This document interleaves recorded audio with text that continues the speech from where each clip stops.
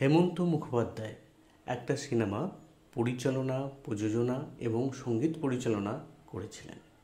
সিনেমার নাম ছিল অনিন্দিতা, যেখানে মৌসুমী চ্যাটার্জি আর শুভেন্দু অভিনয় করেছিলেন।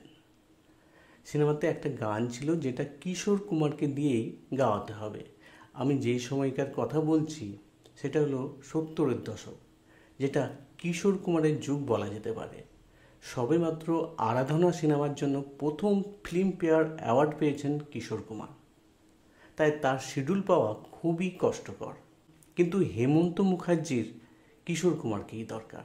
হেমন্ত মুখোপাধ্যায় বোম্বে চলে গেলেন, গিয়ে আর.ডি. বর্মনের সঙ্গে দেখা করলেন।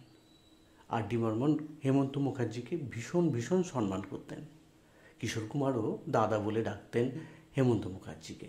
যাই হোক, আর.ডি. বর্মন একটা শিডিউল বের করলেন হেমন্ত মুখোপাধ্যায়ের গানের জন্যে।